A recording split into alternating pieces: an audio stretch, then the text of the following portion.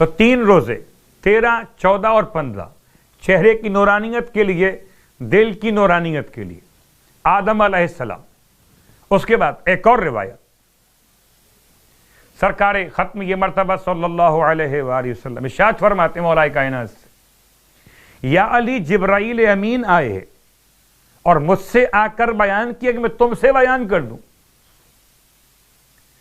یا علی یہ 3 دن کے روزے 13, 14 اور 15، اگر کوئی 13 تاریخ کا روزہ رکھے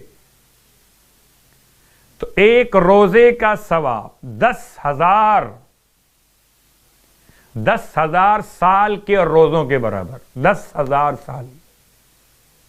اور اگر کوئی شخص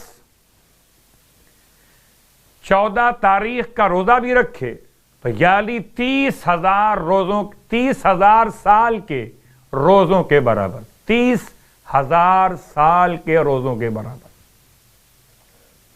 اور اگر کوئی 15 تاریخ کا روزہ بھی رکھے تو یعنی اس کا ثواب 1,00,000 سال کے روزوں کے برابر۔ مولا کائنات پہ لاکھوں درود و سلام ہو۔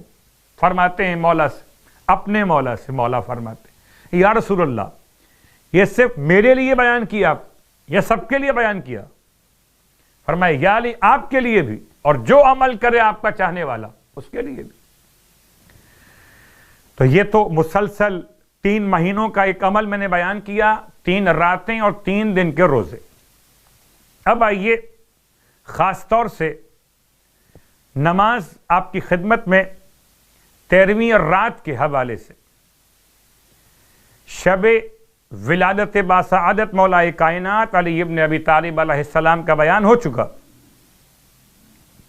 یہ 2 رکعت نماز 2 رکعت کر کے 10 رکعت نماز پڑھی جائے گی۔ ہر پہلی رکعت میں الحمد کے بعد سورہ عادیات، ہر پہلی رکعت میں الحمد کے بعد سورہ عادیات، اور ہر رکعت دوم میں الحمد کے بعد سورہ تکاثر کی تلاوت۔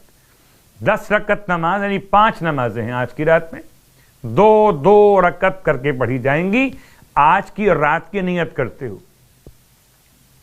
اللہ کے رسول نے ارشاد فرمایا کہ خدا اس کے گناہوں کو معاف کر دے گا اس نماز کی برکت سے۔ عجیب بات، وہ قبر میں منکر نکیر اس کے قریب نہیں آئیں گے۔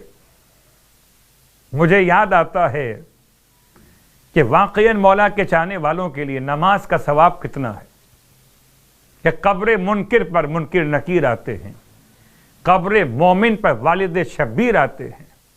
نہ کرو سوال مجھ سے مرقد کا، ہٹو ہٹو کے جناب امیر آتے ہیں، اور اس کو منکر نکیر سے خوف بھی نہیں ہوگا۔ روایت کے الفاظ، اور پلے سراج سے بجلی کی مانند گزر جائے گا۔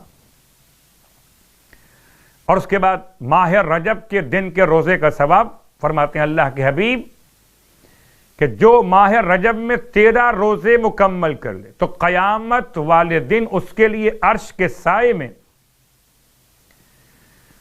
غذا اور کھانے کا دسترخوان لگا دیا جائے گا جس کی وسعت اس دنیا کے 70 گنا برابر ہے۔ اس پر بڑے مروارید اور یاقوت کی سینیاں، یعنی وہ تھال جس میں آپ نظر کرتے ہیں، رکھی جائیں گی، اور ہر تھال میں 70,000 قسم کی غذا ہوگی جس کی خوشبو اور رنگ ایک دوسرے سے الگ ہوں گے۔ وہ اس دسترخوان سے تناول کرے گا، جبکہ دوسرے لوگ بڑی مشکل میں گرفتار ہوں گے۔ مشکل کشا کا چاہنے والا دسترخوان سے نظر مولا کر رہا ہوگا۔